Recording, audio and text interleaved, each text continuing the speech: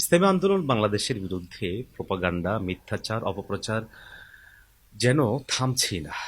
প্রতিদিন প্রতিনিয়ত সমস্ত আয়োজনগুলোর একটাই টার্গেট, সেটা হচ্ছে ইসলামী আন্দোলন বাংলাদেশের নেতাকর্মীদের মন ভেঙে দেয়া।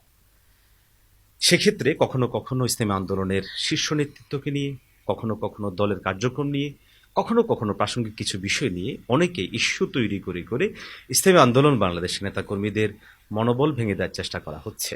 সম্প্রতি আমি দেখেছি জামাত ইসলামীতে যোগ দেওয়া নব্যভাবে জনৈক ভাই, তিনি খুব ভরাটভাবে দাবি করছেন ইসলামী আন্দোলন বাংলাদেশ থেকে লোকজন মুখ ফিরিয়ে নিয়েছে। প্রমাণ কি? প্রমাণ হচ্ছে যে এবার মাহফিলে লোক কম হয়েছে। কি হাস্যকর, কি আশ্চর্য বিষয়! মাহফিলে লোক কম হওয়া, এটা লোকজন সেখান থেকে মুখ ফিরিয়ে নেওয়াটা কে বলেছে আপনাকে? আর মাহফিলে লোক কম হওয়া, এটা মুখ ফিরিয়ে নেওয়ার কারণে না ভিন্ন কোনো কারণে, এতটুকু তো মিনিমাম কমন সেন্স থাকা উচিত ছিল। দেখুন, মাহফিলটা হয়েছে এবার রোজার ঈদের যখন ছুটি শেষ হয়ে গেছে তখন। এবার মাহফিলটা হয়েছে যখন সমস্ত মাদ্রাসাগুলোতে ভর্তি কার্যক্রম চলছে তখন। এবার মাহফিলটা হয়েছে তখন যখন স্বাভাবিকভাবে প্রচণ্ড গরম চলছিল তখন। খুব স্বাভাবিক একটা মাহফিল, সেখানে লোক সমাগম হওয়ার জন্য বেশ কিছু মাধ্যম থাকে, পরিবেশ থাকে, সময় থাকে।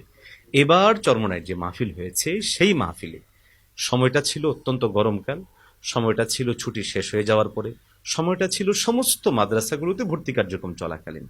এই মাহফিলের বড় একটা অংশ যারা আলেম ওলামা, এরাও যেতে পারেননি, কারণ তখন মাদ্রাসাগুলোতে ভর্তি কার্যক্রম চলছিল। আমিও যেতে পারিনি, কারণ আমার মাদ্রাসা ভর্তি কার্যক্রম চলছিল।